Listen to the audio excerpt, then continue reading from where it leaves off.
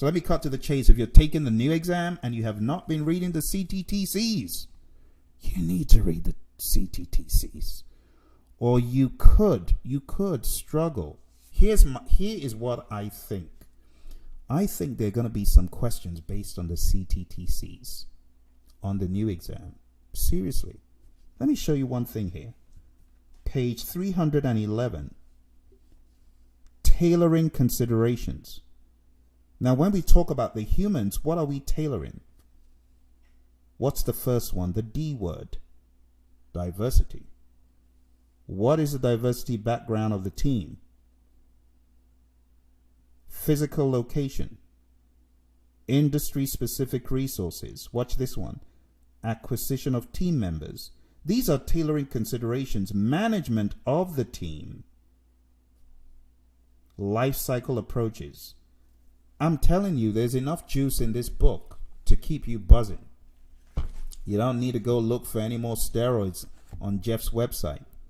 You got enough steroid power in this book. This book is sick. It's got so much stuff, and huge respect to the people that wrote the different chapters, because did you know that each chapter was accounted for by one of our esteemed colleagues? Did you know that? You might not have. Maybe you thought the PMI writes the PMBOK. No, they don't. They publish it. People like you and me that dedicate time and energy and effort to finding errors in the PMBOK guide and communicating that to the PMI. We are the people. We, the people, behind the scenes, are those who wrote the guide. Okay, so my friends, the reason why I interrupted your friend Phil was because I think he was missing the point that the new exam is not going to be built from a brand new set of bricks. No. They've already got bricks. Some may be taken out, but I can almost put money on it that there will be a lot of similarities in content and themes. If you have not listened to the PMI's broadcast a few days ago, maybe a week now, if you have not, in fact, I need to find that for you. Where is that thing? I'm going to share that link in the chat. Because if you've not listened to PMI CEO Sunil and his straight talk. All right, Phil, that's enough. I have to take over from you. You've had your fun. Because there's a lot of stuff. Phil, stop. Now it's my turn. You've had your fun. You've talked to these folks for hours on end. You've chewed the poor people's ears off with all your rhetoric and babble. Now, let me teach them some solid stuff, because I don't think they can stomach it anymore. It's time for us to go into some real content. I mean, this guy, he just goes on for hours on end. Just hours on end, raving and ranting about nothing. So I have to take over from him, and I have to dunk you straight into some content. Because it's unfair to just go on raving and ranting about all sorts of random topics when we have people taking the exam that need to hear about things like risk management. So let's just jump straight into risk. Let's talk about risk management for a few minutes, and I'll just put you on the right track, and I'm going to jump off and let you go back and go study. When you think about risk management in the world of the PMI, it is important for you to understand that there are two perspectives to risk. That's right, two perspectives to risk. There's a perspective that could look at positive risks, and there's one that could look at negative risks. Take, for example, the mouse in this image. The cheese to the mouse is an opportunity. We call these opportunities positive risks. So if there's an opportunity in front of you to get more money from a deal, greater levels of revenues and things like that, we refer to those things as opportunities. Now, in the same token, thinking about these opportunities, for every one of these scenarios that presents itself, you typically have another perspective. You have the threat perspective. So, same day, same place, the mouse is facing an opportunity, but in the same token, the mouse is facing a threat. What is the threat? You guys already know. The threat is the trap. Do you see how one situation could present negative risks and positive risks, threats and opportunities? Now, to go a step further, think about how hungry this mouse is. This mouse may not have had a meal for days. How is the mouse going to resist the cheese? In other words, the mouse has a massive risk appetite right now. In other words, the mouse is willing to pursue this opportunity in spite of the risks. The risk of death, that trap. Now, in every scenario, not only is there a positive or negative perspective, there is also the perspective of the stakeholder. And that is why the PMI tell you that stakeholder risk appetite is important. When you are working on a project, you want to understand your stakeholder risk appetite, your stakeholder risk attitude, as my buddy the risk doctor would say, their behavior. You have to understand their perspective to risk. Now, there are stakeholders in this scenario. I know you don't see anyone, but there's a hole in the wall. What does that tell you? There's a homeowner. You got that right. Yep, homeowner. So because there is a homeowner, we need to ask the question, from the perspective of the homeowner, what is the positive risk here?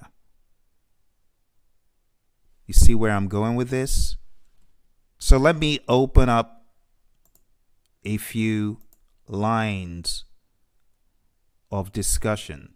What is the negative uncertainty here is a bit of a vague question. We need to say from the perspective of the homeowner. From the perspective of the homeowner, the negative uncertainty changes. It's no longer the trap. It's the mouse getting the cheese without the trap catching it. Another line of thinking is, what is a positive uncertainty from the perspective of the homeowner? Think about it.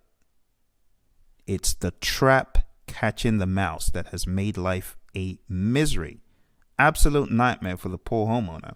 What strategy has the mouse adopted from a positive perspective or a negative perspective? Well, take a closer look. What does a mouse have on her head or his head? A helmet. That's right. A helmet. Now, what does that tell you? What is about to go down? What is about to happen? I better get myself out of the way. I don't want to fall into the trap. But I'm going to show you in the next second whether the mouse actually is able to carry out the risk response strategy of mitigate. What is mitigate? It's a reduction of probability or impact. In this case, the mouse thinks, well, if the trap goes off, at least I've got a helmet to protect me. But you know the thing about these mice, if you've ever had any mouse encounter, they are very smart. They always get the cheese.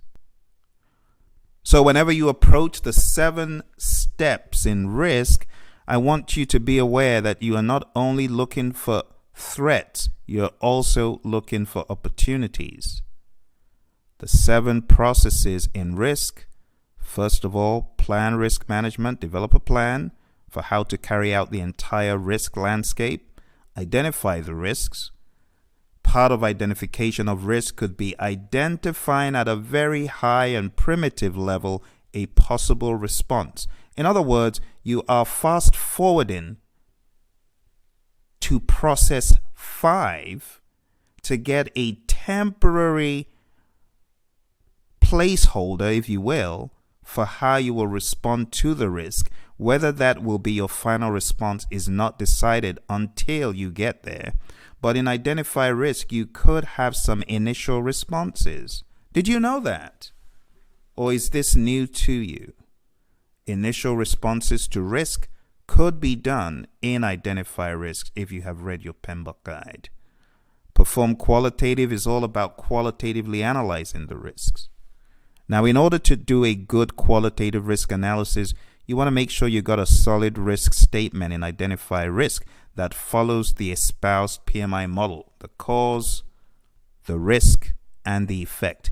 If you don't have your data set down by cause, risk, effect, you're not doing it right. To do it right, you should have the cause, the risk, the effect. Okay?